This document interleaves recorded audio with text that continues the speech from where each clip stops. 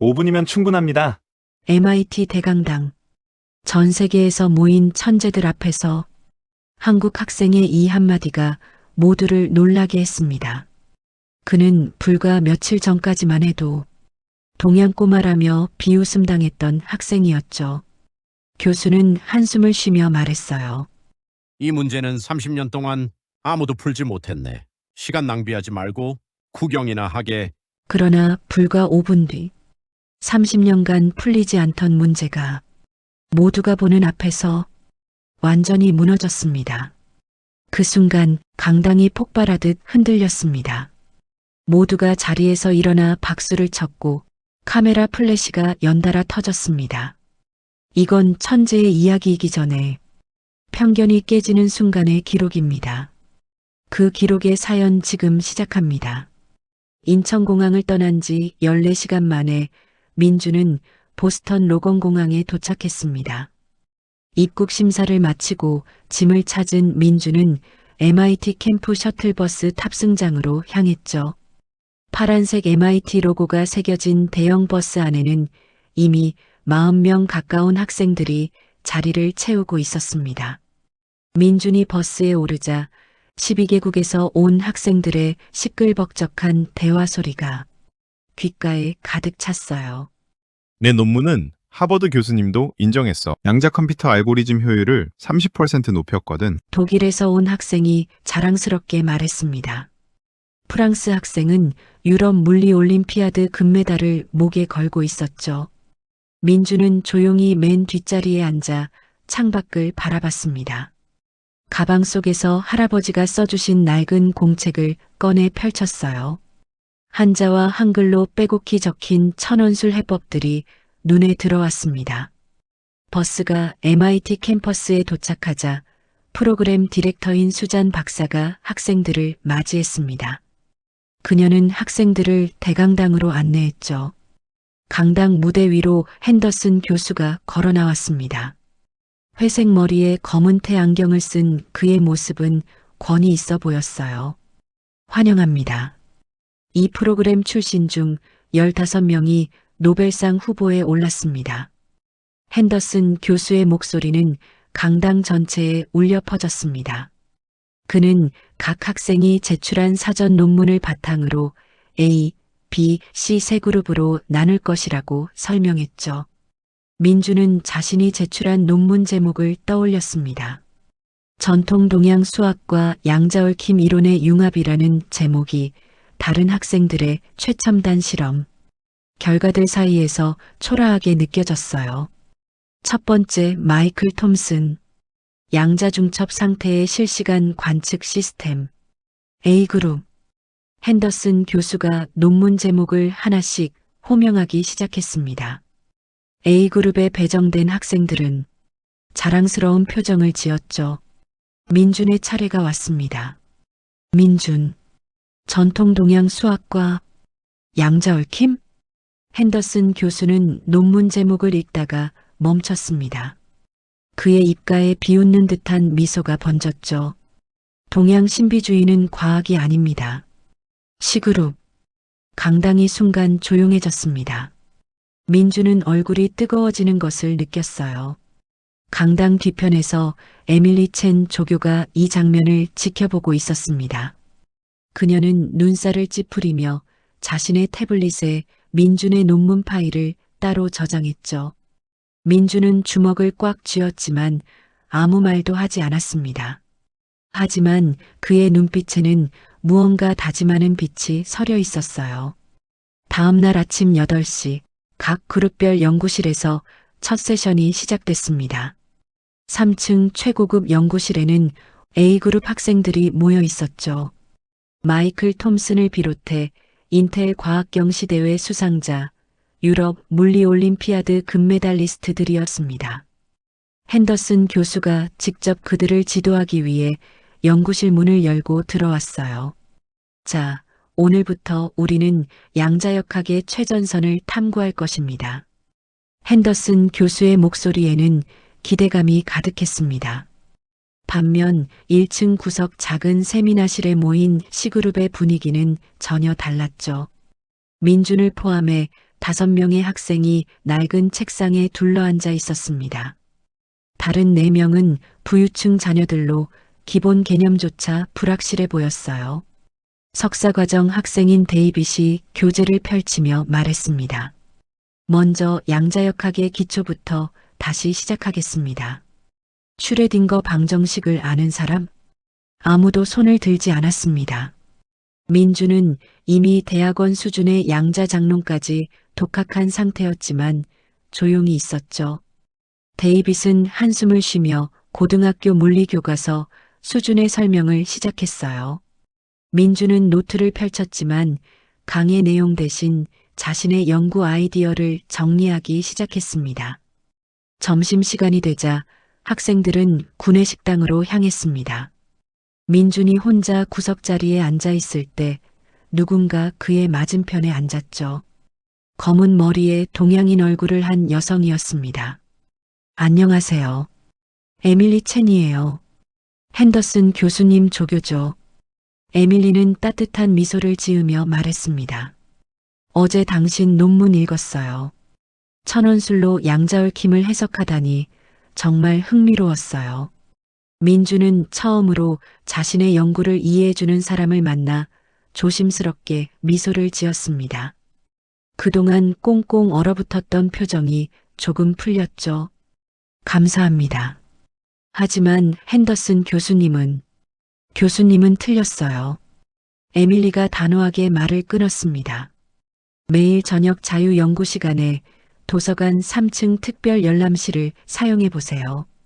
거기 자료들이 도움될 거예요. 그날 오후 A그룹 연구실에서는 특별한 공지가 있었습니다. 핸더슨 교수가 화이트보드에 큰 글씨로 불가능한 문제 챌린지라고 적었죠. 이번 주 금요일 캠프의 하이라이트가 펼쳐집니다. 노벨상 수상자들도 풀지 못한 문제에 여러분이 도전하는 겁니다. 마이클 톰슨의 눈이 반짝였습니다. 다른 A그룹 학생들도 긴장된 표정으로 교수를 바라봤어요. 그러나 C그룹 세미나실에는 이런 소식조차 전해지지 않았습니다. 민주는 그날 저녁 에밀리가 알려준 도서관 특별 열람실로 향했죠. 낡은 나무 문을 열고 들어서자 천장까지 닿은 책장들이 눈앞에 펼쳐졌습니다.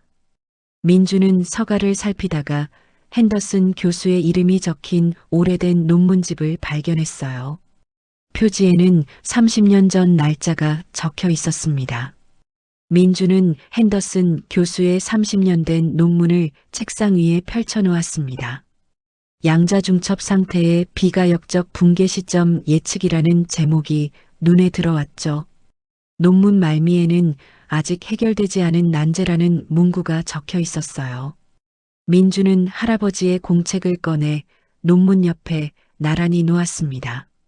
밤 10시가 넘어가도 민주는 책상을 떠나지 않았습니다. 천원술의 호환술 개념이 이 문제의 열쇠가 될 수 있다는 생각이 들었죠. 17개의 얽힌 변수를 천, 지, 인 3원법으로 재배치하면 어떨까요? 새벽 3시까지 민주는 노트에 계산식을 빼곡히 채워나갔습니다. 다음 날 아침 민주는 용기를 내어 3층 핸더슨 교수 연구실로 향했습니다. 복도는 조용했고 그의 심장 소리만 크게 들렸죠. 연구실 문 앞에서 잠시 망설이다가 민주는 노크를 했어요. 들어오세요. 민준이 문을 열고 들어서자 핸더슨 교수는 컴퓨터 화면을 보고 있었습니다. 교수는 민준을 보더니 시계를 확인했죠. C그룹 학생이죠? 회의 준비로 바쁩니다. 5분 드리죠. 민준은 떨리는 손으로 노트를 펼쳤습니다. 교수님께서 30년 전 발표하신 양자중첩 붕괴 문제를 봤습니다. 제가 새로운 접근법을 30년 전 논문? 핸더슨 교수의 눈빛이 잠깐 흔들렸습니다. 그는 의자를 돌려 민준을 제대로 바라봤죠. 어디 보여주세요. 민준이 노트를 교수 책상 위에 올려놓았습니다.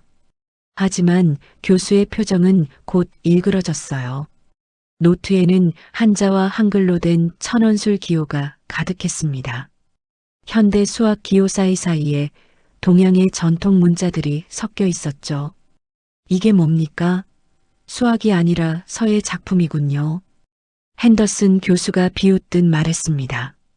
아니에요. 이건 천원술이라는. C그룹 수준에 맞는 기초나 충실히 배우세요. 시간 낭비하지 말고. 교수는 노트를 민준에게 돌려주며 손으로 문을 가리켰습니다. 민준은 노트를 받아들고 천천히 연구실을 나왔죠. 복도에서 마이클 톰슨과 2명의 어그룹 학생들이 이 장면을 목격했습니다. 그들은 민준을 동정 어린 시선으로 바라봤어요. 민준은 기숙사로 돌아가는 대신 다시 도서관으로 향했습니다. 포기하지 않기로 마음먹었죠. 천원술을 영문 논리식으로 완벽하게 번역해야 한다고 생각했어요. 그날 저녁 에밀리 조교는 다른 조교로부터 민준의 연구실 방문 실패 소식을 들었습니다.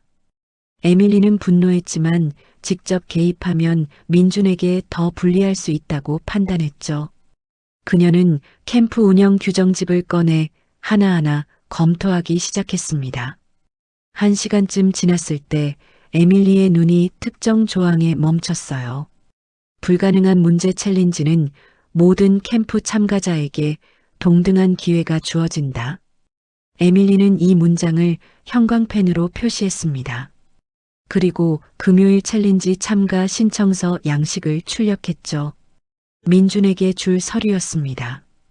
에밀리는 미소를 지으며 서류를 봉투에 넣었어요. 금요일 아침 9시 대강당에는 400명이 넘는 사람들이 모여들었습니다.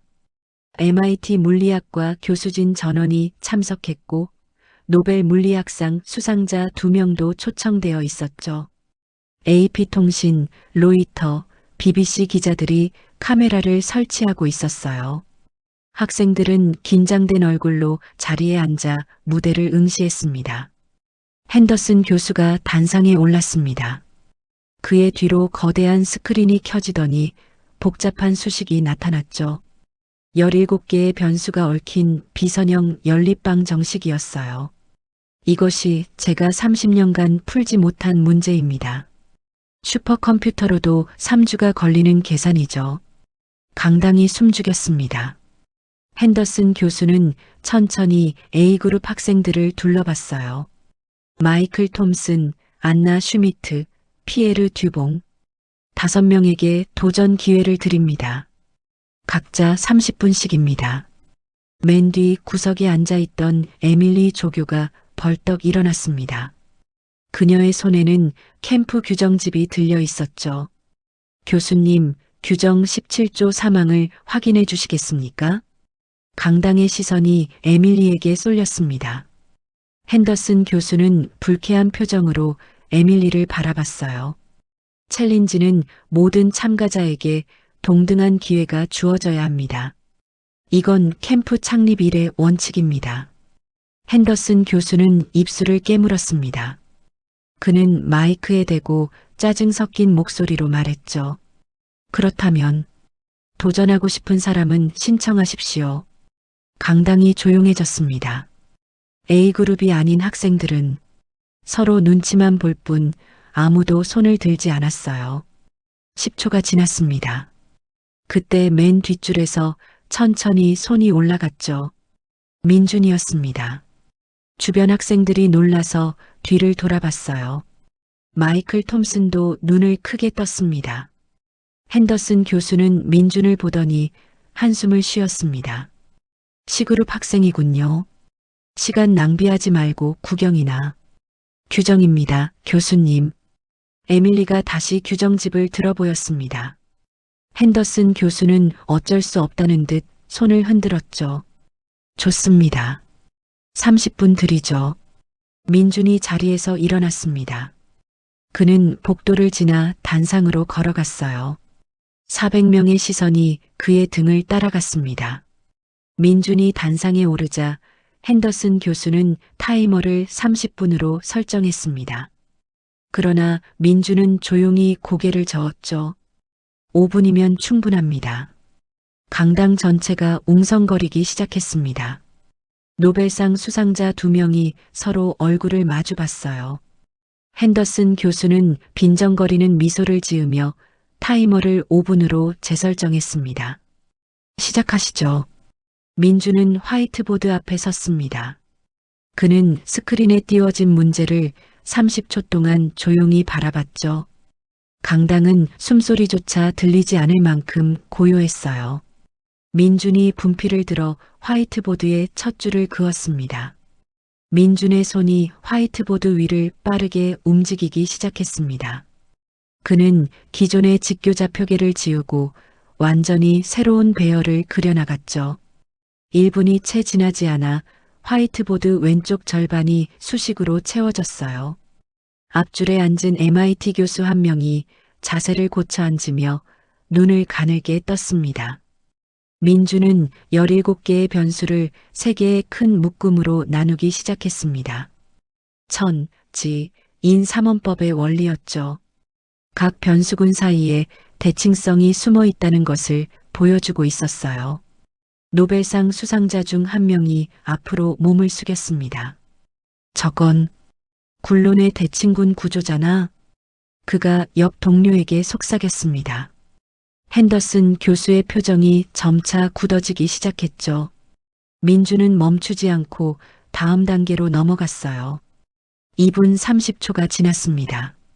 화이트보드 오른쪽에 민주는 변환 행렬을 적어나갔습니다. 17차원 공간이 3차원으로 축소되는 과정이었죠. 복잡하게 얽혀있던 비선형 방정식이 단순한 3차 방정식으로 바뀌고 있었어요. 강당 곳곳에서 숨쉬는 소리가 거칠어졌습니다. 노벨상 수상자가 자리에서 일어났습니다. 그는 천천히 단상으로 걸어가 민준의 풀이를 면밀히 관찰하기 시작했죠. 에밀리 조교는 두 손을 꽉 쥐고 민준을 바라봤어요.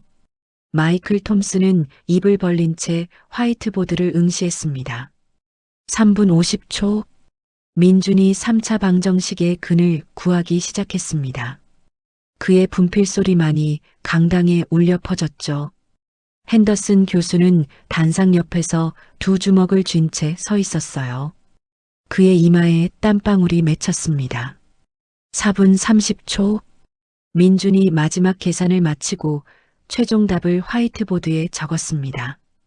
그는 분필을 내려놓고 한 걸음 물러섰죠. 타이머는 아직 30초가 남아 있었어요. 강당은 정적에 휩싸였습니다. 5초, 10초가 흘렀지만 아무도 말하지 않았죠. 단상 앞까지 걸어온 노벨상 수상자가 화이트보드를 위아래로 천천히 훑쳤습니다. 그는 민준이 적어놓은 각 단계를 손가락으로 짚어가며 검증했어요. 1분이 지났습니다. 노벨상 수상자가 천천히 고개를 끄덕이기 시작했죠. 그는 민준을 돌아보며 말했습니다. 완벽합니다. 30년 된 난제의 정확한 해법입니다. 그 순간 강당이 폭발했습니다. 400명의 사람들이 일제히 일어서며 박수를 쳤죠. 카메라 플래시가 터지고 기자들이 앞으로 달려나왔어요. 에밀리 조교는 눈물을 닦으며 환호했습니다. 마이클 톰슨은 자리에서 일어나 민준을 향해 박수를 보냈습니다. 어그룹 학생들도 하나둘 일어섰죠. 민준은 여전히 화이트보드 앞에 서서 강당을 바라봤어요. 그의 눈가가 붉어졌지만 그는 눈물을 참았습니다. 핸더슨 교수만이 단상 한쪽에 얼어붙은 채 서 있었습니다. 그는 화이트보드를 멍하니 바라봤죠. 자신이 30년간 풀지 못한 문제가 5분 만에 풀렸어요. 그것도 자신이 C그룹에 배정한 학생의 손에 의해서였습니다. 박수 소리가 점차 잦아들자 핸더슨 교수는 여전히 단상 위에 서 있었습니다. 그는 화이트보드에 적힌 수식들을 한 줄 한 줄 다시 읽기 시작했죠. 손이 미세하게 떨리고 있었어요. 에밀리 조교가 환호하며 단상으로 달려 올라왔습니다. 민준, 정말 대단해요. 에밀리가 민준의 어깨를 두드렸습니다. 다른 학생들도 하나둘 민준 주위로 모여들었죠. 마이클 톰슨이 학생들 사이를 헤치고 민준 앞에 섰어요. 그는 복잡한 표정으로 손을 내밀었습니다. 내가 오만했어. 정말 놀라운 풀이야. 민준이 그의 손을 맞잡았습니다. BBC 기자가 카메라를 들고 단상으로 올라왔죠. 학생, 어떻게 이 문제를 풀 생각을 했나요? 할아버지께 배운 천원술이 힌트를 줬어요. 민준이 조용히 대답했습니다. 기자들이 메모를 하며 추가 질문을 쏟아냈어요. 핸더슨 교수가 천천히 민준에게 다가왔습니다. 강당의 모든 시선이 그에게 집중됐죠. 교수는 민준 앞에 멈춰 섰어요. 두 사람 사이에 긴장감이 흘렀습니다. 노트를 보여주겠습니까?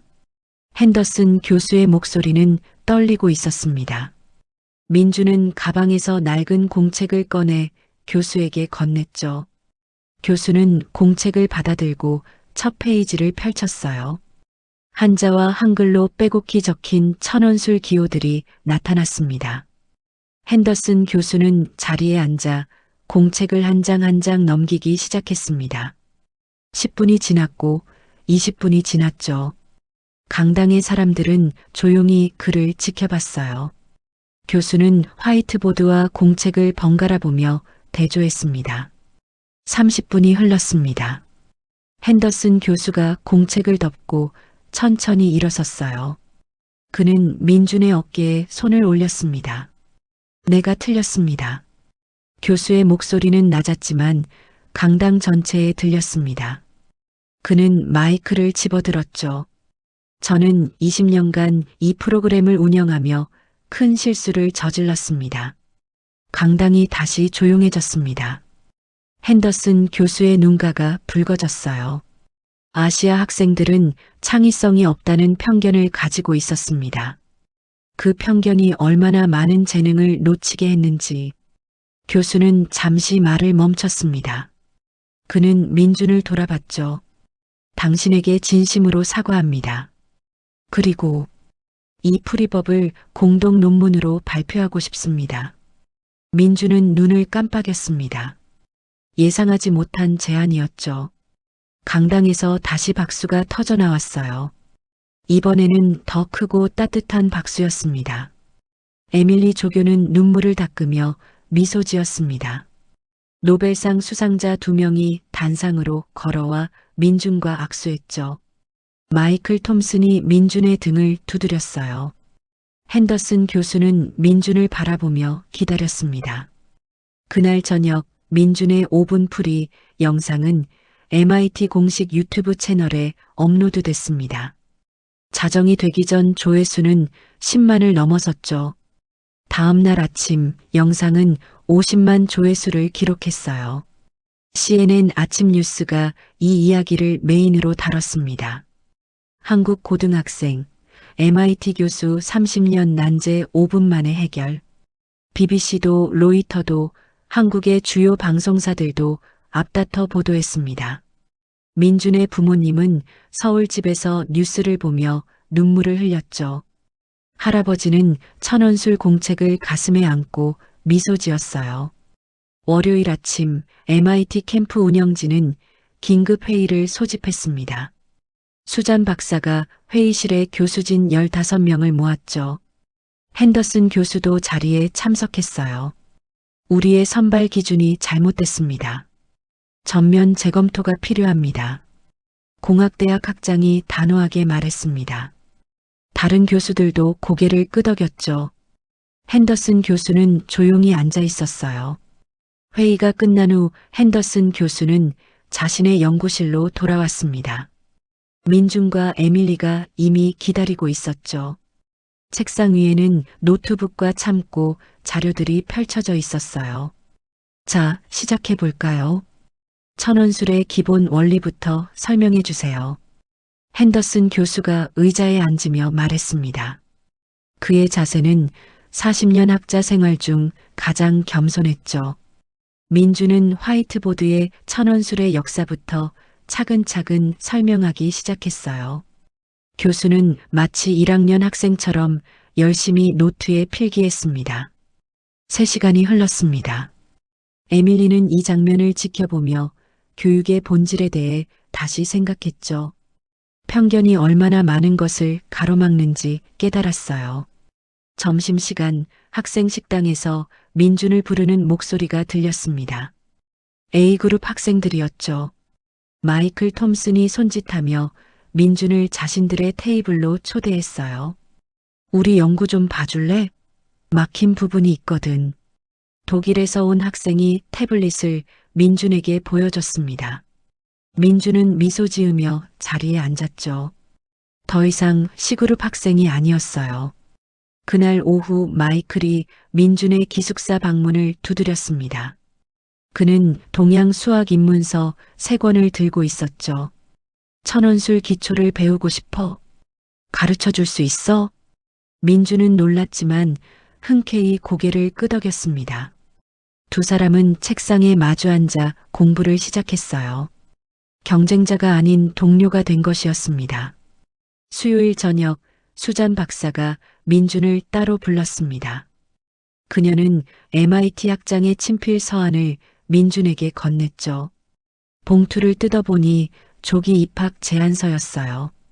전액 장학금과 함께 특별연구원 자격을 드립니다. 서한에는 학장의 서명이 또렷했습니다. 민준은 서한을 읽으며 가슴이 뛰는 것을 느꼈죠. 하지만 그는 서두르지 않고 부모님과 상의하겠다고 답했어요. 금요일 오후 핸더슨 교수가 민준을 연구실로 불렀습니다. 교수는 노트북 화면을 민준에게 돌려 보여줬죠. 논문 초고가 완성되어 있었어요. 공동 제일저자로 당신 이름을 올렸습니다. 핸더슨 교수의 목소리에는 진심이 담겨 있었습니다. 민준은 화면을 읽으며 고개를 끄덕였죠. 논문 제목은 동서양 수학적 사유의 융합을 통한 양자역학 난제 해결이었습니다. 12월에 보스턴에 첫눈이 내렸습니다. MIT 물리학과 대형 세미나실 창밖으로 하얀 눈송이가 춤추듯 떨어졌죠. 오후 2시 세미나실에는 200명이 넘는 사람들이 자리를 채웠어요. 민준과 핸더슨 교수의 공동 논문 발표회였습니다. 첫 줄 좌석에는 민준의 부모님이 앉아 계셨습니다. 어머니는 정장을 차려입고 긴장한 표정이었죠. 아버지는 아들을 바라보며 자랑스러운 미소를 지었어요. 그 옆에는 흰 머리의 할아버지가 앉아 계셨습니다. 네이처지에 이미 게재 확정됐습니다. 사회를 맡은 수잔 박사가 논문 표지를 스크린에 띄웠습니다. 청중들 사이에서 감탄의 소리가 흘러나왔죠. 핸더슨 교수가 먼저 단상에 올랐어요. 이 연구는 제학자 인생의 전환점입니다. 교수의 목소리는 떨렸습니다. 그는 스크린을 가리키며 말을 이었죠. 한 학생이 제 편견을 깨뜨렸고 30년 된 문제의 해답을 보여줬습니다. 민준이 없었다면 이 발견은 불가능했을 겁니다. 청중들이 박수를 보냈습니다. 민준이 단상에 올랐죠. 6개월 전보다 훨씬 당당한 모습이었어요. 민준은 능숙한 영어로 천원술의 원리를 설명하기 시작했습니다. 스크린의 한자와 현대 수학 기호가 나란히 나타났죠. 청중들은 숨죽이며 그의 설명을 따라갔어요. 20분간의 발표가 끝나자 강당이 기립박수로 가득 찼습니다. 질의응답 시간이 시작됐습니다. 한 교수가 손을 들었죠. 동양 전통 수학이 현대 과학에 기여할 수 있는 다른 분야는 무엇이라고 보십니까? 민준은 잠시 생각하다가 답했습니다. 무한합니다. 우리가 편견 없이 바라본다면요. 청중석에서 웃음과 박수가 터져나왔습니다. 핸더슨 교수도 미소를 지으며 고개를 끄덕였어요. 발표회가 끝나고 리셉션이 시작됐습니다. 에밀리 조교가 민준에게 다가왔죠. 그녀는 태블릿을 들고 있었어요. 저도 동양 수학 연구 프로젝트를 시작했어요. 당신 덕분이에요. 민주는 에밀리의 연구 계획서를 읽으며 조언을 해줬습니다. 두 사람은 앞으로도 계속 협력하기로 약속했죠. 화상 화면에서 마이클 톰슨이 나타났습니다. 그는 독일 교환학생 프로그램에 참여 중이었어요. 축하해, 민준. 내년에 MIT에서 다시 보자고. 마이클이 환하게 웃으며 말했습니다. 민준도 화면을 향해 손을 흔들었죠. 복도로 나온 핸더슨 교수는 걸음을 멈췄습니다. 벽면에는 역대 노벨상 수상자들의 사진이 걸려 있었어요. 교수는 그 사진들을 천천히 바라봤습니다. 언젠가 저기 민준의 사진도 걸리겠죠. 옆에 서 있던 노벨상 수상자가 말했습니다. 핸더슨 교수는 고개를 끄덕이며 확신에 찬 목소리로 답했어요. 틀림없습니다. 세미나실로 돌아온 민주는 할아버지에게 다가갔습니다. 할아버지는 낡은 천원술 공책을 민준에게 건넸죠. 이제 내 것이다. 민준은 공책을 받아들고 첫 페이지를 펼쳤습니다. 할아버지의 필체로 가득한 페이지들이 보였어요. 민주는 공책을 가슴에 안으며 말했습니다. 이제 제가 새로운 페이지를 써나가겠습니다. 할아버지는 손자의 머리를 쓰다듬으며 미소 지었습니다. 창밖으로 눈은 계속 내렸죠. 민주는 창가에 서서 하얀 캠퍼스를 바라봤어요. 이곳에서의 여정은 이제 시작일 뿐이었습니다. 진정한 과학은 국경도 편견도 넘어선다는 것을 그는 증명했죠. 그리고 앞으로 더 많은 것을 증명해낼 것입니다. 우리는 흔히 재능은 드러나야 빛난다고 믿습니다. 하지만 민준의 이야기는 말해줍니다. 재능은 사라진 적이 없었다고, 단지 보지 않았을 뿐이라고. 편견은 질문을 막고 질문이 멈추면 세상은 얼마나 많은 가능성을 놓치게 될까요? 그날 강당에서 바뀐 건 하나의 문제풀이가 아니라 사람을 바라보는 시선이었습니다. 그리고 민주는 답을 증명한 것이 아니라 우리가 잊고 있던 한 가지를 다시 떠올리게 했습니다. 배움은 가르치는 힘이 아니라 배우려는 태도에서 시작된다는 것. 이런 이야기들이 더 궁금하다면 구독과 좋아요 그리고 알림 설정으로 다음 이야기도 함께 해주세요. 감사합니다.